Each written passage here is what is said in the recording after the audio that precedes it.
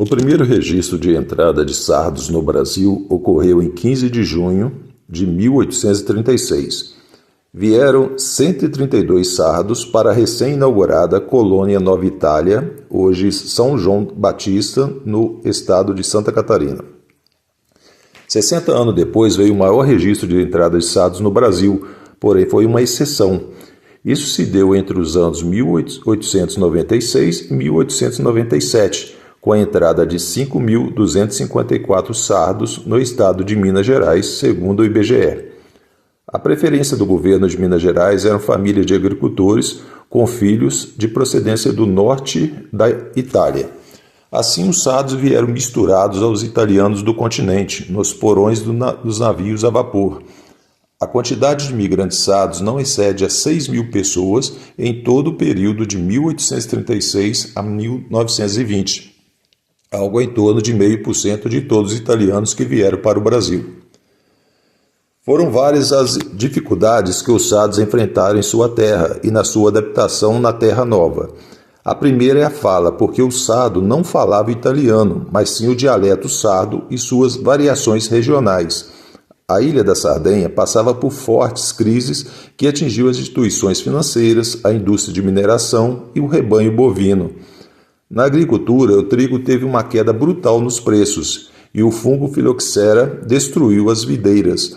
Para piorar a crise, o continente italiano colocou diversos produtos de laticínios na ilha, o que reduziu as áreas cultivadas. Os sardos perderam o trabalho, bens, as terras e por pouco a esperança. Foi quando surgiu as promessas do outro lado do oceano. Propagandas espalhadas na Itália diziam: venha construir o seu sonho com a família, no país das oportunidades, clima tropical, vida em abundância, riquezas minerais. No Brasil, você poderá ter o seu castelo, o governo dá terras e utensílios a todos. Assim os sardos chegaram aqui, enfrentando novas dificuldades e a malária. O resto da história é fácil de entender, porque não passava de uma promessa política. A edição 188 do Jornal Oficial Minas Gerais relatava o lucro do Estado na aquisição de excelentes e morigerados trabalhadores para a lavoura. Destacava também que os sardos não possuíam amizades ou parentesco nos outros estados ou países vizinhos, que só viriam para Minas Gerais. Era o ideal. Estavam longe de casa, não tinham a quem reclamar e a única coisa que lhes restava era trabalhar. É importante destacar que morigerado é uma daquelas palavras quase em desuso na língua portuguesa, mas que significa pessoa moderada no modo de viver, que tem bons procedimentos e é bem educada.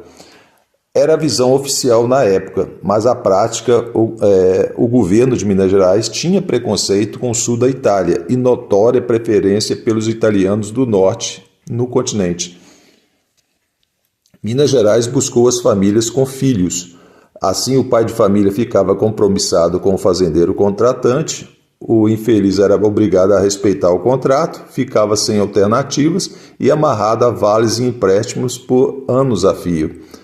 Somente na década de 20, com o café em queda, parte desses imigrantes ficaram livres para buscar em outras regiões e países vizinhos para se unir a parentes. Alguns pioneiros já haviam falecido, até enterrados como indigentes, e outros terminaram errantes. O sonho de retornar para a ilha com a vida ganha encerrou-se para boa parte desses sardos. Passada a dura fase de adaptação, a industrialização e a modernização do país abriram portas a seus descendentes. Hoje, o Brasil deve ter algo em torno de 200 mil descendentes de sardos. Eu sou a segunda geração de sardos nascido no território brasileiro, 62 anos, tenho 2 filhas e uma neta. Somos uma pequena fração, perto de 30 milhões de brasileiros com ascendência italiana. Agora vem algumas reflexões. Por que a primeira geração não resseguiu as tradições e costumes da Sardenha?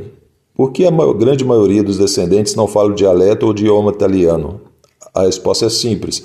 Na década de 30, devido ao fascismo de Mussolini, os estrangeiros eram proibidos de expressar a cultura ou falar outro idioma no Brasil. Era grande a repressão policial, prisões e espancamentos. Meu avô passou por isto. Depois veio a ditadura militar e a repressão a revolucionários e mafiosos. Por conta deste cenário, muito pouco se falava da ancestralidade. Ficar mudo em relação ao passado era uma forma de proteção da família. Por sua vez, meu pai passou por isto. Imagino quantos documentos antigos desses imigrantes, seus passaportes, registros fotográficos foram enterrados ou mesmo queimados, para não serem rastreados ou questionados pela polícia. A desconfiança apagou muitas histórias. Quando retornei na pequena Vila Salto, na região montanhosa de Cagliari, no sul da Sardenha, em 8 de maio de 2025, carregava todas as histórias e falando pouco italiano.